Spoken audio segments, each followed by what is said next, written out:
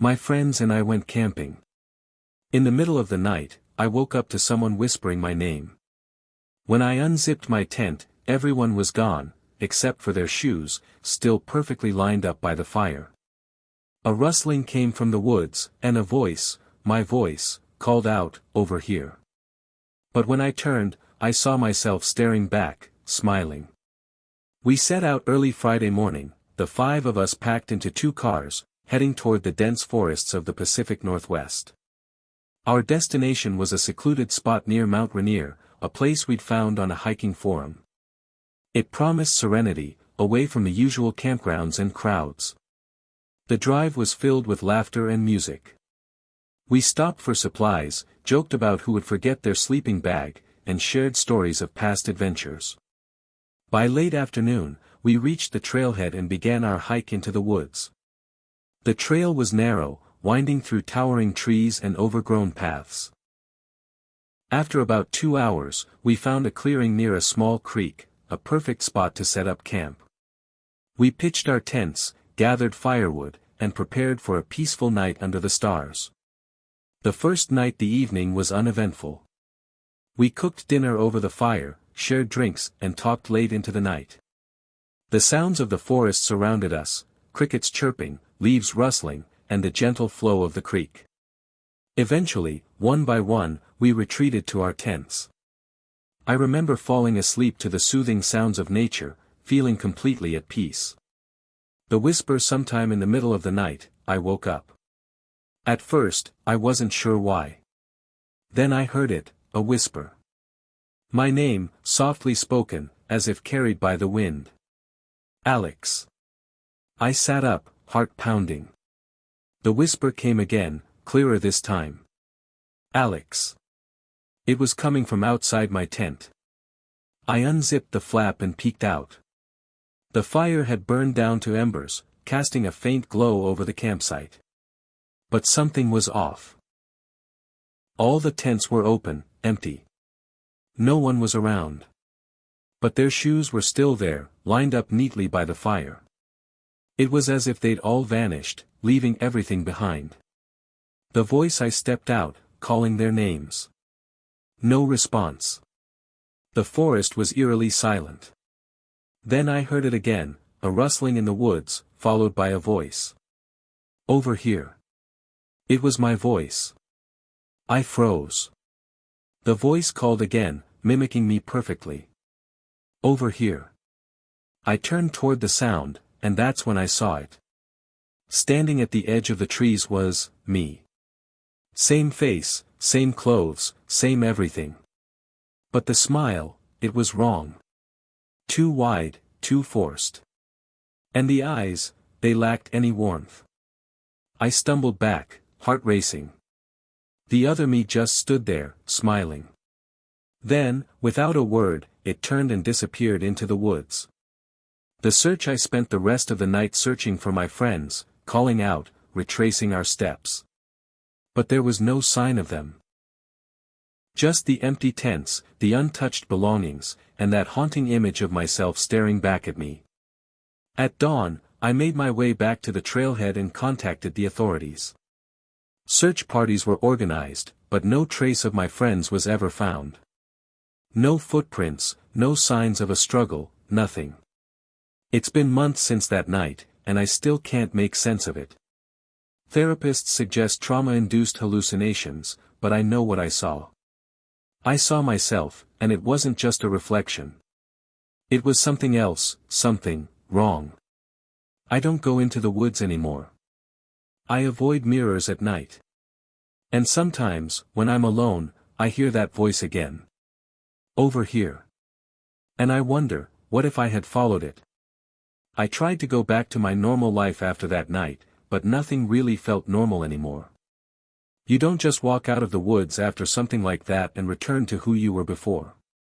Every time I closed my eyes, I saw him, that version of me, with the smile that didn't belong. The police wrapped up the search after a week. No footprints. No broken branches. No blood. They said it was like my friends had just walked off into the forest and never came back. But I knew better. They didn't walk off. Something took them. I kept their shoes. That probably sounds weird, but I couldn't bring myself to leave them behind. They're lined up in my garage now, just like they were that night by the fire. Every time I open the door, they remind me this wasn't a dream. This really happened. A few nights later, I started hearing the whisper again. It wasn't loud. It never is. Just soft. Too soft. Like it was breathing against the back of my neck. Alex, I live alone. I tried recording the sounds, setting up my phone, even one of those cheap security cams in my hallway. Nothing ever showed up. But the whisper. It kept coming. Then something worse happened.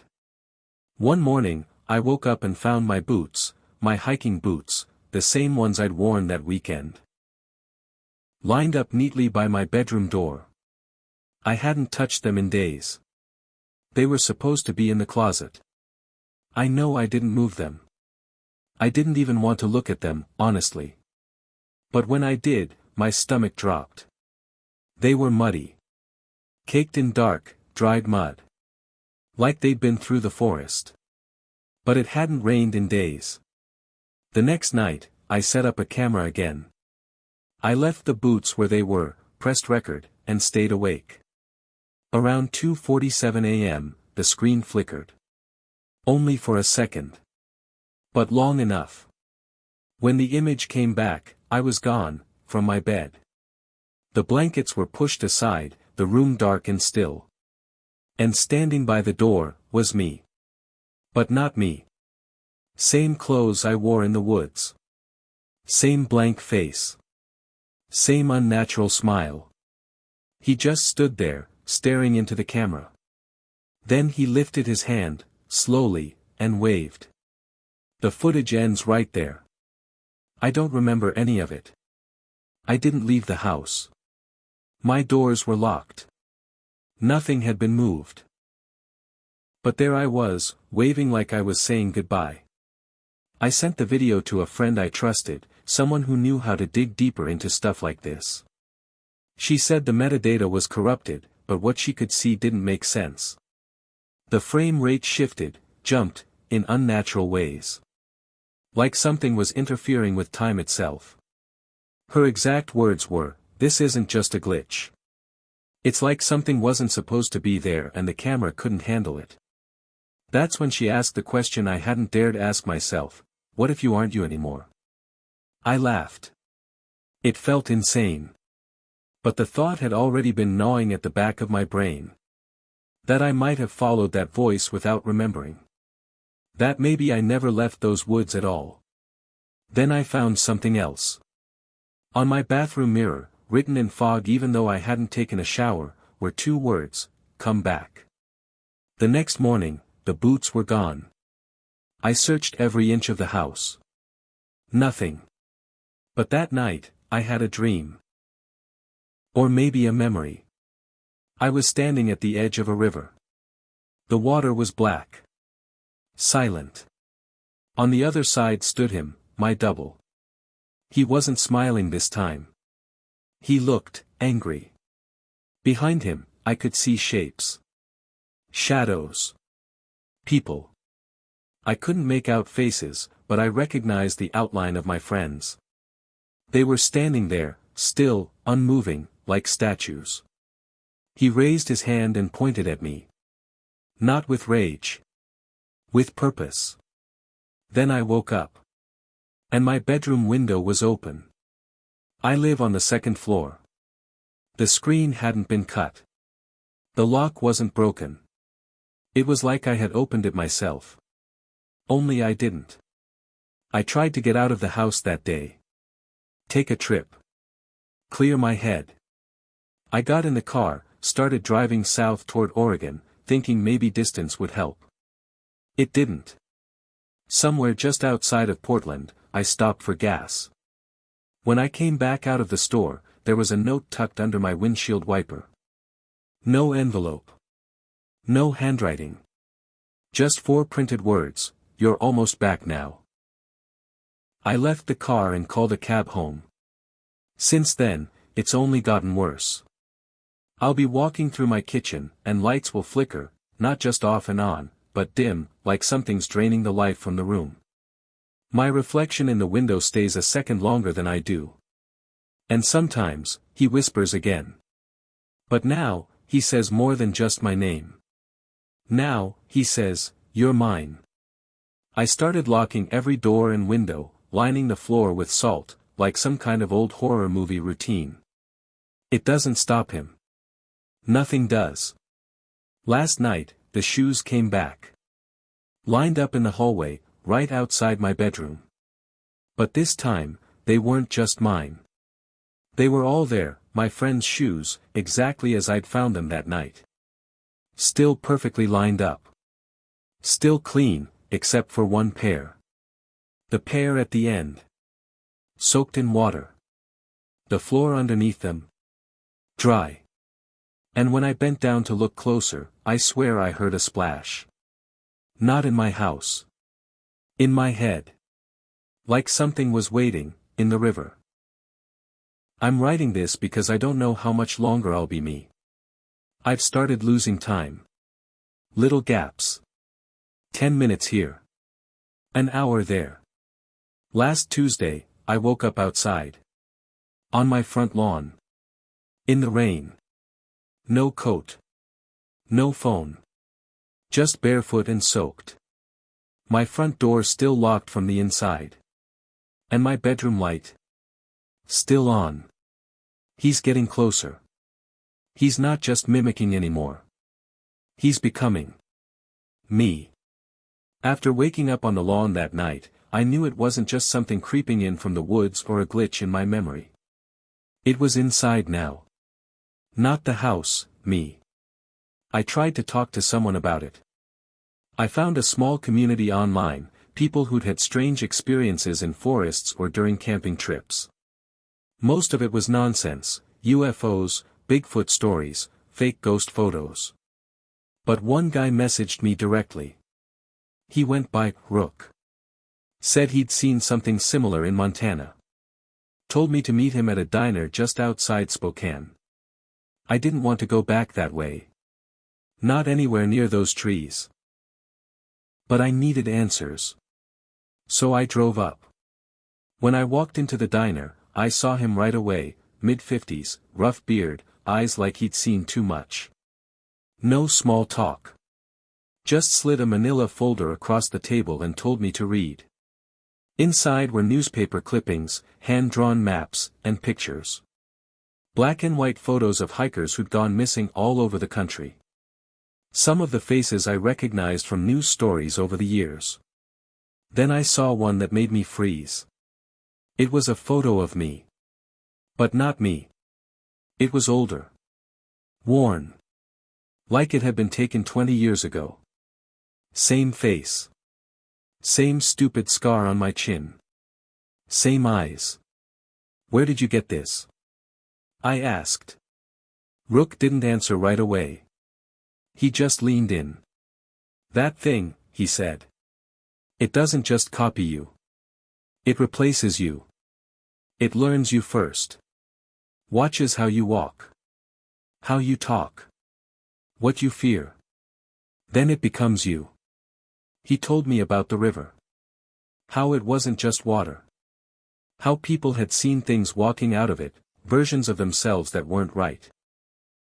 "Whatever came back with you," Rook said, "might not be done yet. It's waiting. Watching. For the moment you're weakest." That night, I drove home in silence. I didn't sleep. I sat up, waiting. Watching my reflection. Checking every corner of my house. At 3:12 a.m., I heard my voice again. Over here. This time, it wasn't a whisper. It was loud.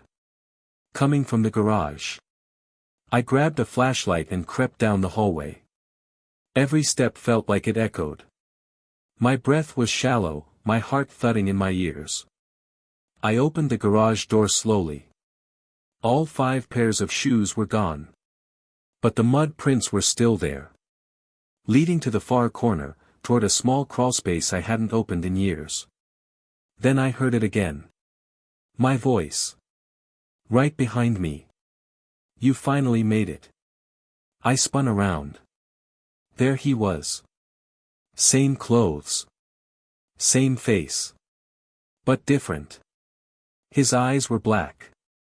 Not like empty sockets, shiny. Like wet glass.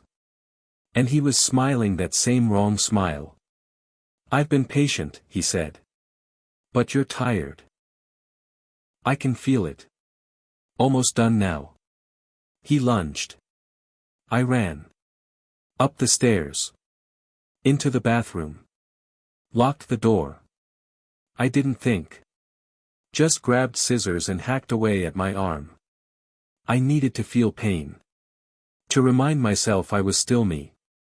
I stabbed the mirror, screamed at my reflection, hoping it'd crack wide open and show something underneath. But it was just glass. Then, the banging started. Not from the door, from inside the walls. Like footsteps. Then a voice, from every direction. You're in here now. I passed out. When I woke up, the house was quiet. Too quiet. I stood slowly, blood dried on my arm, glass in my hands. I walked out of the bathroom. Down the hall. Into the kitchen. There I was. Cooking eggs. Wearing a smile. Morning, he said. Hungry. And that's when I realized, I was seeing from his eyes. I was him. And the real me? The one making breakfast. Was just smiling, calm and empty, like he'd always lived here. I tried to scream. To move. To do anything. But I couldn't. I was in the dark now. Watching. Waiting. They say I've been acting normal lately. That I've gotten better. But I still catch people staring, like they can tell something's off. My coworkers say my voice sounds different. My mom asked why I don't call her mom anymore. And yesterday, I saw someone standing outside my house. Just watching. Wearing my clothes. Smiling. He's still out there. And I'm not sure which one of us is real anymore. But I know one thing for sure, someone's going to take your place next. I tried to live like nothing happened after that. Tried to pretend I was still me. But I wasn't. I moved differently. Spoke slower. I felt like I was borrowing my own skin. Like I was inside a suit I used to fit in, but now it was a size too tight or a size too loose depending on the day. And people noticed. A coworker asked if I'd been sleeping. My neighbor made a joke about me staring at the sky for hours. But the worst part? They weren't wrong. Because the longer I stayed like this, the less I felt in control.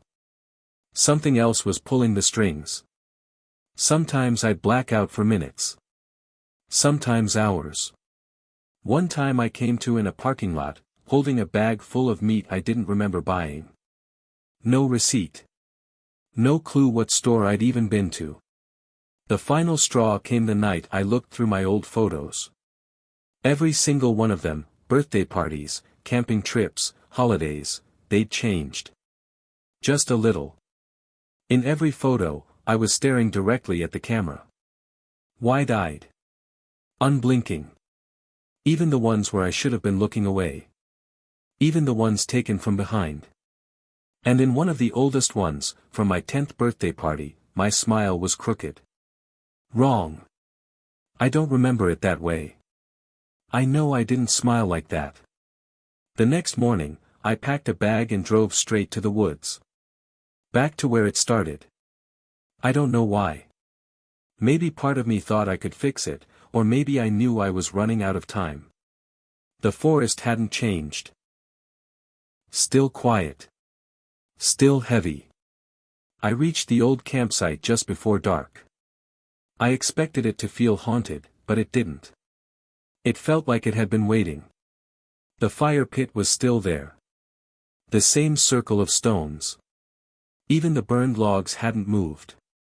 And there, just past the trees, was the river. Black and still. I walked toward it. Slowly. My reflection stared back at me. It didn't move. Then it smiled. I didn't. And just like that, the water started to ripple. Then the thing came out. Not fast. Not dramatic.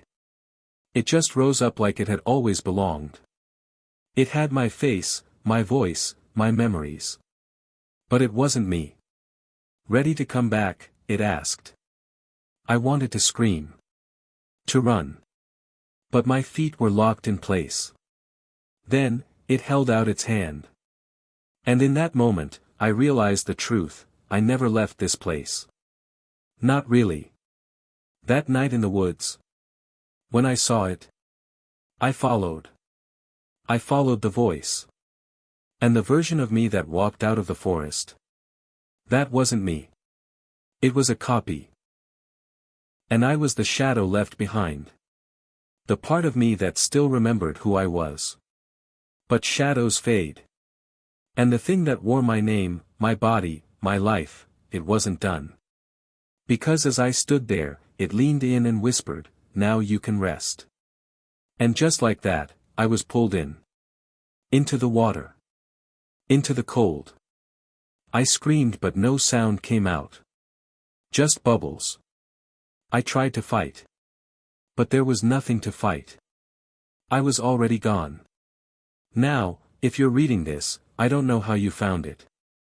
I didn't post it. I didn't write it down. But maybe you saw my eyes and knew something was off.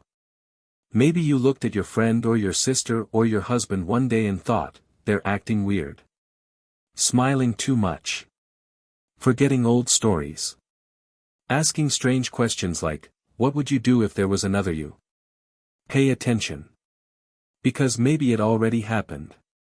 Maybe the person sitting across from you right now isn't the person you think they are. And if they turn and smile like they know a secret, run. Because the river never stops. And there's always room for one more.